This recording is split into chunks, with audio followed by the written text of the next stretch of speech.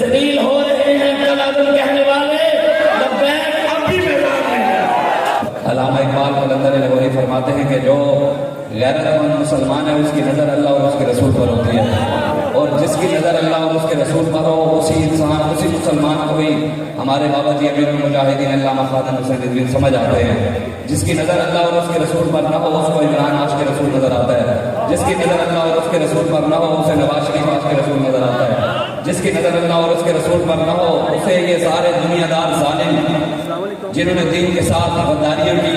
عاشق یہ انہی کو نظر آتے ہیں جن کی نظر اللہ اور اس کے رسول پر نہ ہو۔ جس کی نظر اللہ اور اس کے رسول پر ہو اس کی نظر خادم حسین ندوی پر پڑتی ہے،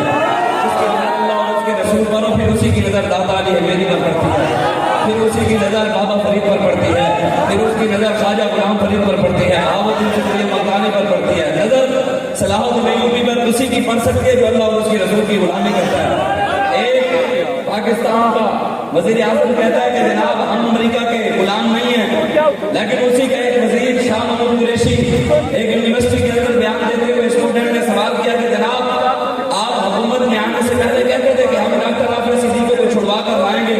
تو آج 4 سال آپ کی حکومت میں ہونے لگے ہیں، تو بتائیں آپ نے ہماری بیٹی تو واپس ہمیں نہیں لے کے دی، ابھی تک تو ہماری بیٹی ڈاکٹر حافظ صدیقی واپس نہیں آئی۔ تو اس نے جو جواب دیا وہ سنیں، اس نے کہا کہ جناب ہم نے آواز اٹھائی ہے، میں نے کہا ظالمو تمہارا کام آواز اٹھانا نہیں، تمہارا کام ہے بیٹیاں چھڑوا کر لانا، آواز اٹھانا ہمارا کام ہے، تمہارا کام آواز اٹھانا نہیں۔ پھر آگے سے بات کہی، اس نے کہا کہ کیوں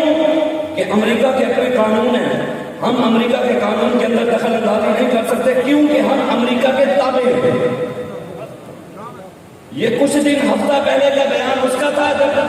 کرسی کی بات آئی، اپنے اقتدار کی بات آئی تو قوم کو الو بنانے کے لیے کہا کہ ہم امریکہ کے غلام نہیں ہیں۔ وزیر کہتے ہیں ہم امریکہ کے تابع ہیں، اور ان کا بڑا کہتا ہے کہ ہم اپنے اقتدار اور کرسی کے لیے ہیں سارے امریکہ کے غلام۔ اللہ تعالیٰ نے قرآن میں کہا ہے جو بات آج ابھی تو 1 سال بھی پورا نہیں ہوا، ابھی سال پورا نہیں ہوا، جو ہمیں کہتے تھے کہ جناب ہم نے اگر اللہ تعالیٰ نے ویسے قرآن میں کہا ہے جو آیت ہے یا ایھا الذین آمنوا لا تتخذوا اليہود والنصارى اولیاء بعضهم اولیاء بعض۔ اللہ قرآن میں فرماتا ہے میرے حبیب مسلمانوں کو کہہ دے کہ یہودیوں اور نصرانیوں کو کبھی یار اپنا دوست نہیں بنانا، ان کے ساتھ کبھی دوستی نہیں لگانی۔ پھر آگے سے جو جواب دیتے ہیں